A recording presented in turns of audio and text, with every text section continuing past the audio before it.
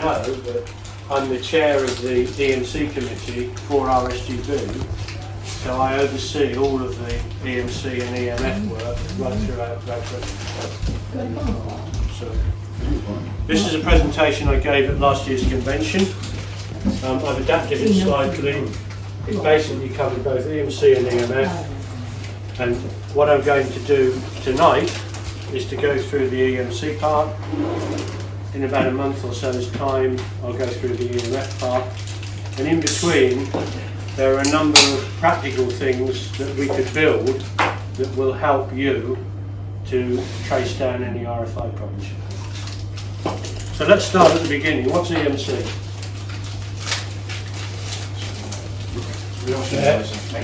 Electromagnetic compatibility. Electromagnetic compatibility. What does that mean? Please explain how it's fitting with it. Yes. So a lot of people talk about EMC. They say, I want to cure my EMC. That's not what you actually do. You have to fix the radio frequency interference. One source of that interference could be non-compliant with the electromagnetic compatibility regulations equipment. But the thing that most people need to do is to quieten down their shack and to trace where the interferences come from and then try to cure it. So different electrical devices can also be more or less immune. Now, as radio amateurs, we are trying to operate as weak as signals that we can get all the time. So although we may not have an electromagnetic compatibility problem in the idea of the regulations, what we will often find is that the noise is too loud for us to be able to operate properly. This is going to take quite a strong signal, completely different to the purpose of trying to pick up on weak radios. And radio amateurs and shortwave listeners rely on low background noise, so that's the problem. The actual regulations are up there. Basically it says equipment shall be so designed and manufactured to ensure that the electromagnetic disturbance does not cause interference to other equipment. You have sufficient immunity to operate properly, so it's a two-edged sword. You've got to make sure you don't give out too much interference and you're not too susceptible to interference. That's the sort of theoretical and the practical side of setting standards, but what we're interested in, as I said at the beginning, is more how can we find if we've got a problem and fix it. So here there are two distinct routes for interference: radiated and conducted. Now, a lot of people think to be conducted you've actually got to have a wire going from the source to the victim. That is one way of getting interference from the source to the victim, but far more commonly you have some inductive or capacitive out of our antennas all the time. So there are two separate solutions to fixing and finding and fixing RFI. There's a solution for radiated emissions and a solution for conducted emissions. Is that all right? Yeah. Not going too fast? If I test you afterwards, you'll know all the answers? Yeah. I'm just going to tell you what it is, because I'll come back to this later on. Basically, it's looking at the wave impedance, that is, we want 50 ohms normally for the cable to plug in, we want the impedance to match. And once you radiate into free space, the magic number is, who's just been doing their exams? What's the impedance of free space?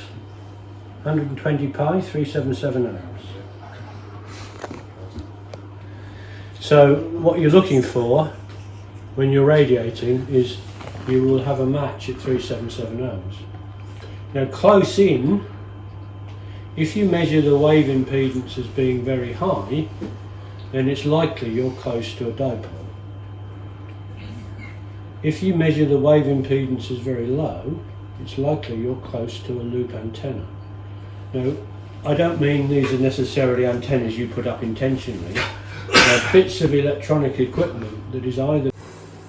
The reason this is so important is that when you get close to the source, if it's an electric field, then the electric field is going off as 1 over R cubed, which means every time you move a little bit away, it goes as the inverse Q in power. Similarly, it's the other way around here. So the H field goes off as 1 over R cubed and the E field goes off as 1 over R squared. That means quite often the easiest way to cure your problem is to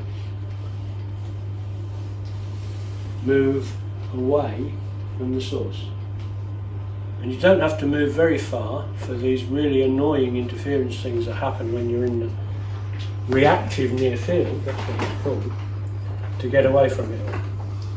You also have a transition region where you're as near as Damod at 377, and if you look down here there's a distance scale. It's normalised to lambda on 2 pi, which means it's proportional to wavelength. So at half a wavelength, it goes right up to the far field. It stays at 377 ohms all the way around the room. But where does far field start? Sorry? Where does near field end and far field start? Well, reactive near field ends very close to the antenna. Radiated near field is about half a wavelength. Right. And far field is about 5 wavelengths. Okay. That's guaranteed, but as I said, for all practical purposes, once you've got into this bit here, it will predominate depending on whether it's a current source or a voltage source. That field goes off very rapidly, but what you do find when you start looking for sources of RFI, if you're not careful, you pick up near field stuff which completely destroys what you're trying to do. But the way to find out whether what you're looking at is either near or far field is just to move away and look at how fast it decreases. And you can see the difference between it going off at the square of distance and the cube of distance. So if you go from 1 to 2, the square will drop by 1/4 and the cube will drop by 1/8. So it drops by 8 times. In the far field, you have a plane wave impedance of 377, and the way the E and H fields interact changes because they become in phase and orthogonal. So if you assume that you're close to 377 in the transition region, and you can then do detailed modelling, but that is for EMF, that particular part, not for EMC. So how do we locate sources? What you basically need to do is the inverse of what I was just talking about to get rid of the effect of near field, which is if you can find your interference, pick it up on your radio, then you move. If it gets louder, it's that way. If it gets quieter, try walking in a different direction. So one of the things that you can do is just to move closer or further away. I'll show you in a moment some loops. You can also use a current loop, a small loop, because that is directional. So if you rotate it, you can find out where the signal is greatest, and that will then allow you to move closer. And in fact with 817s, I remember talking to somebody one day who said he got this really loud interference, but he couldn't find it. And I said, well, what are you using as an antenna? He said, oh, I've got this super duper XDB going antenna, and it didn't matter how far he moved, he was always overloading his radio. So he couldn't take the measurement. So he said, how do I fix that? I said, use a paperclip instead. So if you stick a paperclip in there, that will give you enough signal to actually try and track where it is, if it's strong. So you've got to be aware of finding sources close to you, because they're not the problem. And as I said before, you can move closer. Or also you can shorten the whip antenna if you've got one of these whip antennas. Reduce the gain of the antenna and you can move closer. You can check whether it's inverse square or inverse cube, and check that the signature, either what it sounds like or if you're using a spectrum analyzer what it looks like, is still what you're moving towards, moving away from, or DFing. Because quite often there'll be an even louder signal there that wasn't the one you're looking for. So having a signature, as I call it, either what it sounds like or what it looks like, helps you with that. For distance sources, I've had people trying to cure radio 4 because it was overloading their equipment, causing all sorts of harmonics. So go a bit further away, and if you've got a couple of spots where you've got some direction, you can actually triangulate. So if I go up the corner where Martin is, and it's over that way, and then I go here where Pat is, and it's over that way, then it'll cross somewhere in the middle where Paul is. I guess this leads into the fox hunting sort of thing, doesn't it? Well, one of the things that I talked about doing with the EMC group was to actually set up an EMC hunt.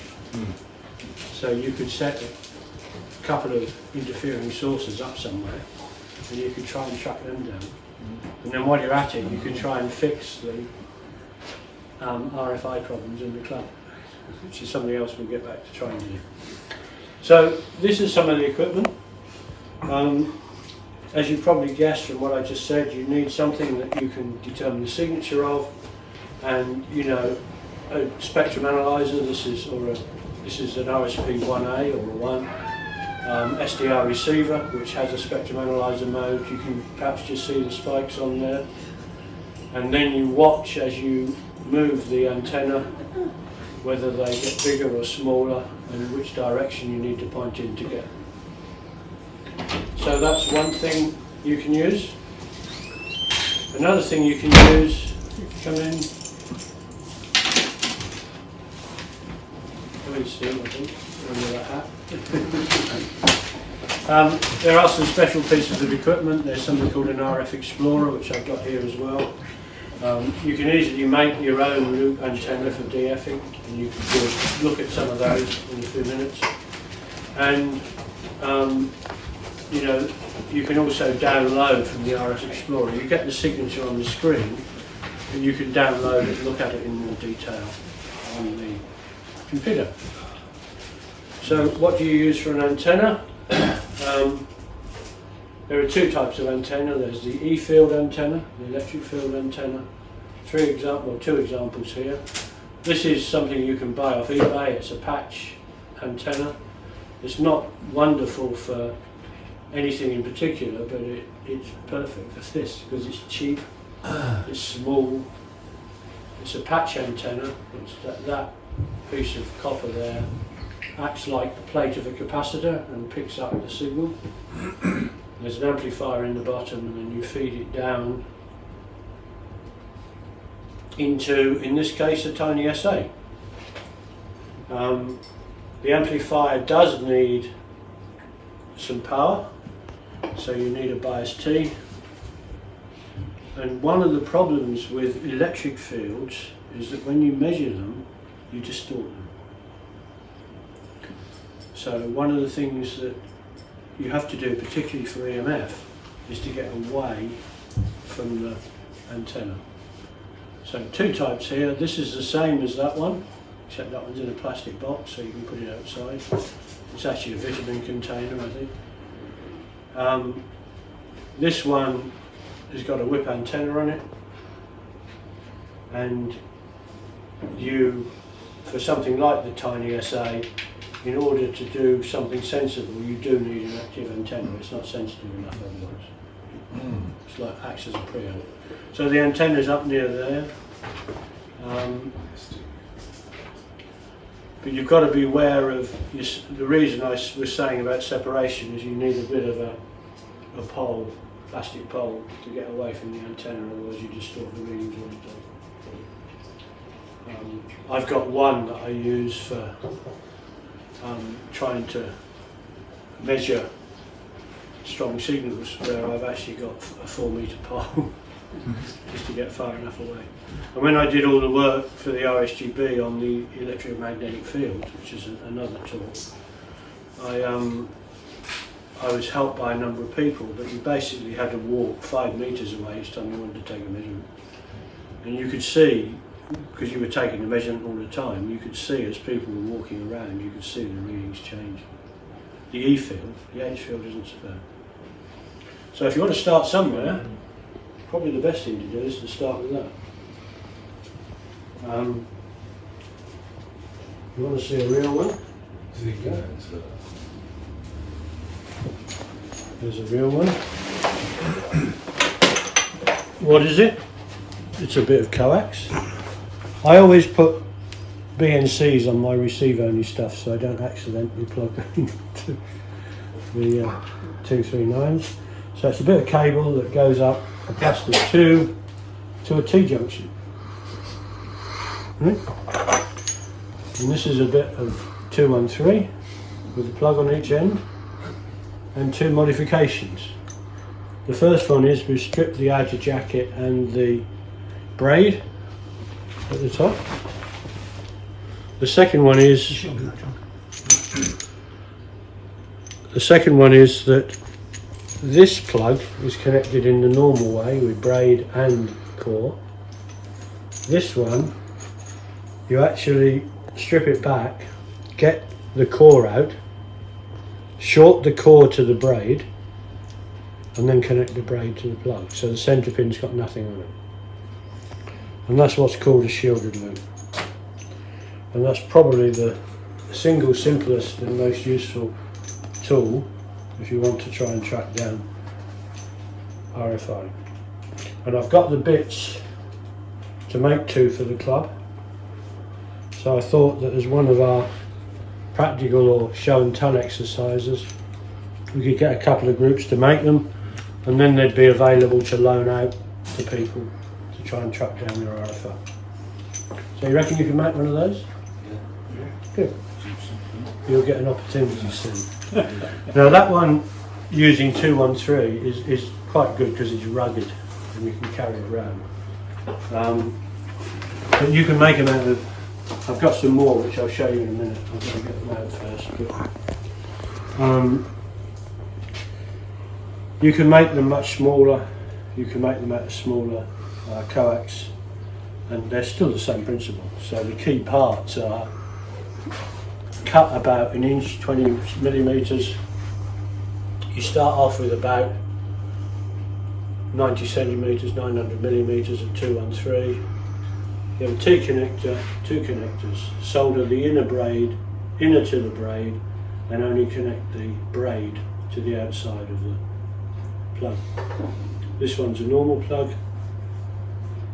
and one of the guys in a radcom some time ago actually went out tracking with his base station radio and a battery in a backpack. That takes some doing, but you don't need to take your base station radio with you. But searching up on YouTube, you'll be able to watch that. It's very interesting what he did and what he found. Really, really interesting. Well, we were on the end of the phone advising him. Yeah. It's very, very cool. It's a really great job. Yeah. The thing I liked about it was that it was somebody else doing it and not us. Because, you know, I can only do one thing. If we can teach 50 people and they go all out and do a bit more, then we're getting on top of the problem. John, can I just ask, how critical is that diameter there, that sort of radius? Is it for any particular wavelength? No. It's supposed to be a small loop, so it probably wouldn't work very well for 2 meters or 77s. But it's mainly at HF that you go looking for these problems. The problems up at VHF and UHF are a bit different. I've got some smaller ones in the bag under the table, and I can show you that at the end. So that was a great job he did, and also he was being advised all along by our help desk, but he's brilliant. So what you need to do to find RFI is to follow these steps. First one, he says, know what you're looking for. You know, Alice in Wonderland, the cat, said if you don't know what you're looking for, you probably won't find it. With this, if you don't know what you're looking for, you'll probably find something else. So have a good spectral waterfall or sound signature in your head. The next thing to do is, it's pretty embarrassing if you go around all your neighbours saying, do you mind if I just take some measurements near to you? And it's your house that's the problem. So turn everything off to make sure it's not you before you start knocking on your neighbour's door. Check with a different antenna to see, if you've got a loop antenna, you might want to check with an E field antenna, because that will give you a clue as to whether it's an E or an H field that's the source. Check a bit further away. You might be chasing radio 4 or radio 5, causing interference. Log the times and strengths of the interference and see if you can get any idea of what the usage was. When I was trying to track down something in my house, and it seemed to come on every time my wife was cooking. It was the induction on. And I've got some pictures of that. It's a horrendous source of interference, the induction on. So listen or use the SDR. There's a leaflet. I'll tell you a bit more about EMC leaflets. And that tells you more details, but it's mainly working with older stuff. You can do a lot of this with an AM radio. But the thing you're looking for then is often either 50 or 100 hertz modulation on the signal. And a lot of old equipment, a lot of powerful equipment has that and causes problems. And when you found it, you use the on-off-on test. Anybody know what the on-off-on test is? Turn it on and turn it off. And Turn it back on to check. why do you, that's it, exactly. You turn it back on again to check, it hasn't gone away. So that's what you need. All you need is one of these loops and know what an off-on means. Pardon me. There you go, there's a clue. So, how does RFI get out? Let's look at the example of our shack and assume that we're causing interference with something. How does it get out? I gave you a clue on the first slide. 2 ways it could get out. Radiated and conducted. Okay. So let's have a look at a good station, and I acknowledge I pinched all these slides off my good friend Ian White, GM3SEK, because he was doing this while I was still a baby in diapers, I think. So there you've got an antenna, a feeder, a match, a power meter and a transceiver. So how does it get out? Well, the feed line is likely to radiate. As part of what you do during your training, you learn about inside a coax cable. There are 3 paths. There's the path of the core and the inside of the braid, and there's a separate path which is the outside of the braid. Now the outside of the braid carries what's called a common mode current, and that will radiate. You also often have an earth, or at least you have a mains supply somewhere with lots of long wires running all over the house, or a telephone connection, or a Wi-Fi connection, sorry, not a Wi-Fi, an Ethernet connection. So they can all carry current, and if you have a moving current, you will get radiation. So you can get RF in the shack, just about everything radiating. Now, how difficult do you think it is to fix that? If you know what it is, it's probably not that difficult. Well, there's something you can do in this all the time. Fit balance. So, well, you could fit a balance. Switch it on. The best thing to do is to put some impedances. If you need a current to flow to radiate, if I can stick some impedance on that line, then there won't be any current flowing. If there's no current flowing, it won't radiate. Similarly, down here. So, to fix it, you need 3 things. You need a choke, and a mains filter. And choking on what, sorry? Mains filter. Oh, yeah. So you put a ferrite choke up there, Yeah. and that stops any signals getting in at the feed point. You stick another one there to stop anything getting into your radio, and then you'll put a mains filter down there to stop anything being conducted by the mains. Now remember, this is you giving out interference. What happens if we look at it the other way around? So your shack is clean, sorry I haven't quite finished this one. This is still, you're not transmitting into the mains. You've reduced your feed line radiation. Let's look at it the other way around. How does RF interference get in? Same diagram? Any ideas what we should do? Shoot the radius. What would you put? Check. What would you put there? Put a choke there maybe? Put a choke there maybe? Put a mains filter here? Yes. Does that sound familiar? It works both ways, doesn't it? So, without any chokes, you will get current flowing up the outside of the coax. There'll be a common mode current that will radiate. It'll get into the antenna at the feed point, and it'll get your antenna to give it its gain, so that it now radiates. So how to stop it? It's the same solution. 2 ferrite chokes and a mains choke.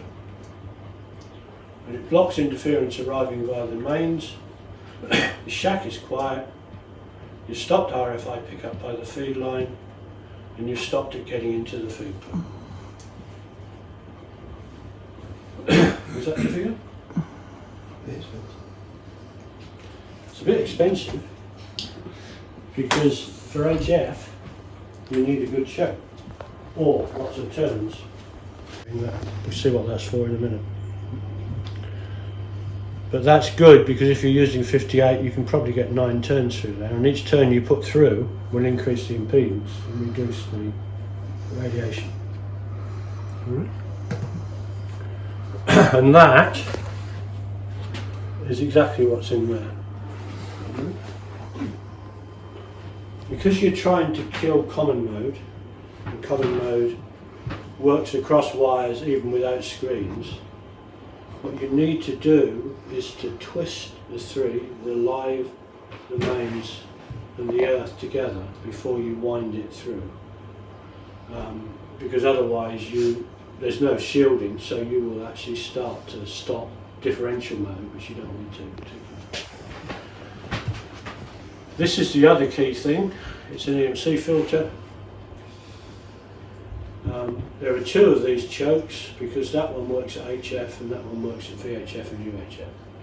And you do need different ferrite material for different frequencies. And this is actually one that GM3SEK Ian made. He's spoke about this many times. He's on our EMC and EMF committee. And I'll bring this in. I was going to bring it this week, but I decided it would be too much on one day. So I'll bring this in, we'll try it in the shack.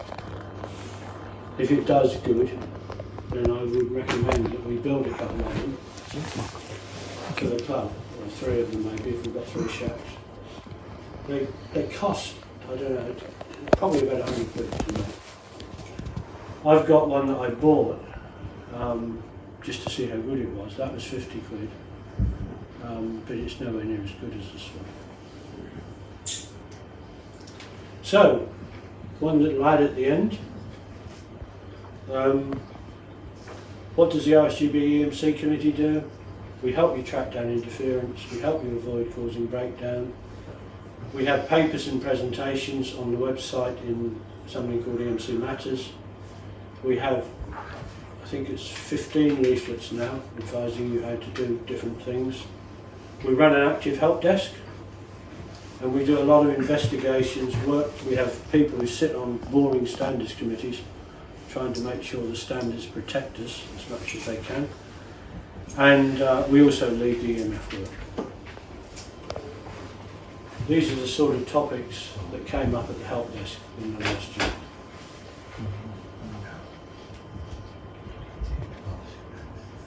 Any questions? Well, that was Just go back there. John, core Yeah. filters.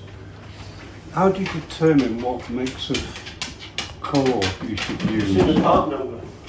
Yeah, but what is the difference, say, between a 48 mix and a whatever mix? It's the impedance at a given frequency. Right. Because all this is like a big impedance, a big choke. So I can never remember, but it's 40 something for one of them, and there is a website which is pointed to off the EMC webpage that tells you how to do it. And if you've got any random ferrites that you're not sure on the mix, is there any way of...